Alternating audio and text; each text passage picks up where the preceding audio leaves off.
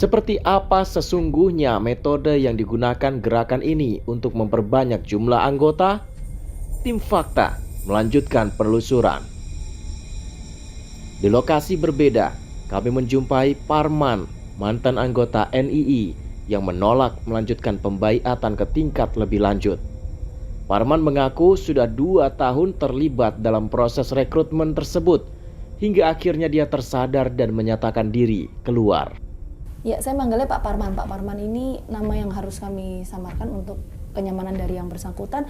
Jadi Pak Parman ini dulu informasinya sempat bergabung dengan NII, itu betul ya Pak?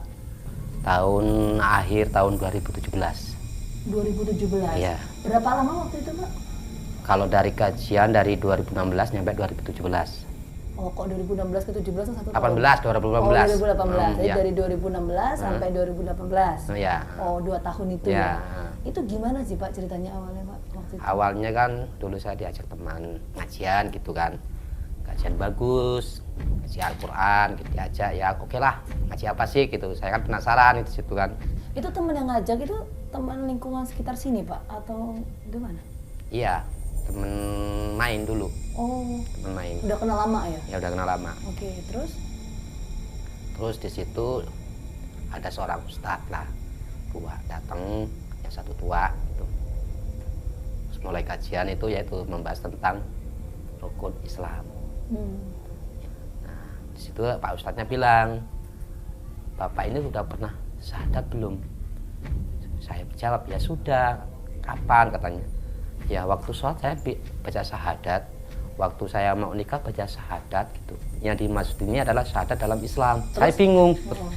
Loh, kok syahadat dalam Islam Pak? Maksudnya gimana? Ya iya. Terus dia nerain ayat tentang iman kafir, iman kafir. Ya langsung tercengang saya. Loh, kok bisa kayak gitu Pak?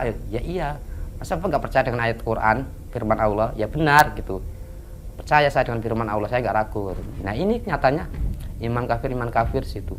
Kalau penjabaran ini kan iman itu Islam, terus kafir keluar dari Islam, bahasa dia gitu. Nah mungkin di antara Bapak nanti balik nyampe sekarang itu Bapak kan udah bercampur antara hak dan batil.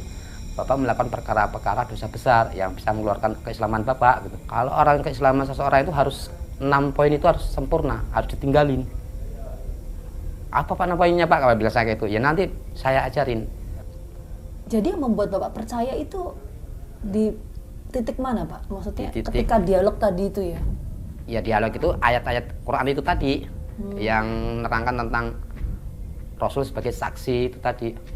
Itu dan orang-orang mukmin ya, dan di antara orang-orang mukmin itu yang menjadi saksi. Nah sekarang saya terus dia tuh menjabarin kan, saya saksi Bapak, syahadat Bapak katanya. Saya saksinya, saya ngajarin Bapak, ya saya saksinya.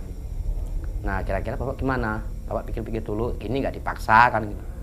Ya Pak, saya pikir-pikir dulu. Nah setelah ada beberapa menit saya pikir, gimana Pak? Ya udahlah, syahadat. Setelah materi insan itu naik lagi, minggu yang depannya itu materi tentang materi ma'rifatullah. Yang situ ada hukum rububiyah, mulkiyah, dan uluhiyah. Kalau bahasa dia rububiyah itu adalah aturan Allah. Nah sekarang kan kita udah tahu kalau aturan pemerintah kita itu nggak pakai hukum Allah. Nah kalau kita dalam segi tauhid yang tadi, yang kemarin itu pembahasan rububiyatullah itu tadi, yang materi yang kemarin itu kita bahas, itu kan harus berhukum dengan Allah. Kalau kita sebagai orang Islam harus berpakai hukum Allah kata dia. Harus 100%. Kita nggak boleh mengikuti hukum manusia. Kalau kita mengikuti hukum manusia, kita sama aja dengan togut. Caranya gimana Pak? Saya harus ini mengikuti ini. Ya, di situ dia bacakan ayat.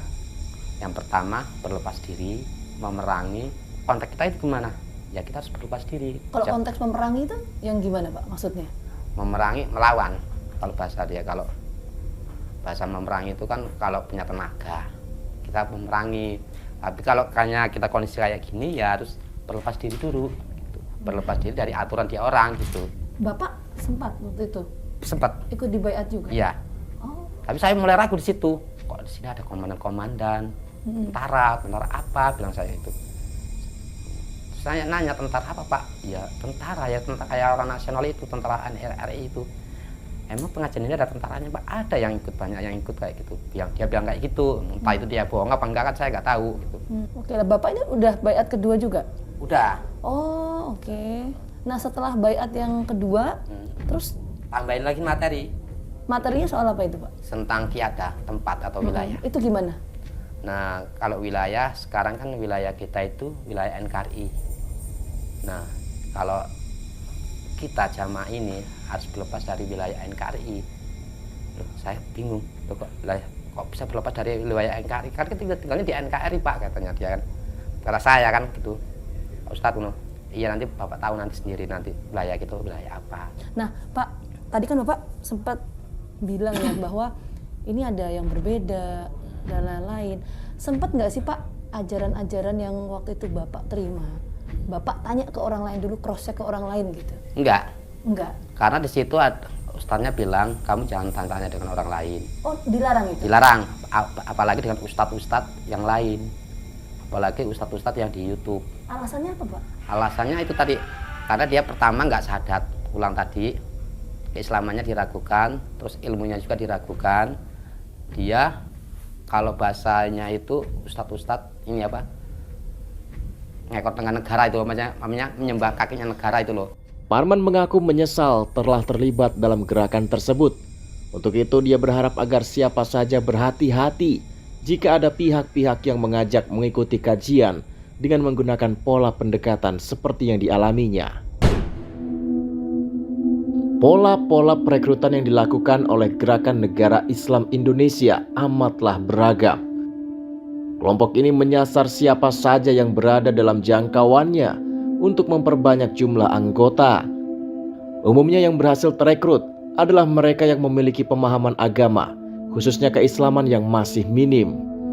Bagaimana pola perekrutan dan juga doktrinisasi yang selama ini dilakukan oleh kelompok Jaringan Negara Islam Indonesia atau NII? Di samping saya ini sudah ada Mas Purnomo. Mas Purnomo ini adalah orang yang sempat bergabung dengan NII, itu betul ya Mas ya? Ya betul. Itu di tahun berapa? Sekitar tahun 2018. 2018. Ya. Itu ceritanya gimana awalnya Mas bisa masuk ke jaringan NII? Ya dari teman sih, teman yang ngajak mengkaji Al-Quran gitu. Bahwasannya ikut ngaji yuk. Ngaji apa? Ngaji Al-Quran, mengkaji Al-Quran seperti itu. Ini teman yang mengajak itu teman lingkungan sekitar rumah sini? Lingkungan sih, daerah lingkungan sih masih satu kampung. Waktu pertama kali ngajak itu gimana ceritanya? Ya sharing-sharing namanya teman ya Mbak ya, jadi ketemu gitu ya, sharing terus ngobrol-ngobrol terus kan akunya juga sering ke masjid gitu. Oke, terus akhirnya memutuskan oke deh ikut pengajian itu. Iya, maksudnya buat ini kan namanya ngaji kan pasti bagus sih, jadi ikut. Oke, nah ketika sudah ikut pengajian itu kegiatannya apa aja sih Mas di sana? Bahwasannya kalau ikut ngaji golongan mereka itu, kelompok mereka ini suruh bawa Al-Quran tafsir terjemah. Setelah itu dan ya udah nanti ada yang menjelaskan ini tafsir ini gitu, suruh membaca terjemah gitu. Ada hal berbeda yang dirasakan sama Mas Purnomo ketika ikut kegiatan itu Mas? Iya ada.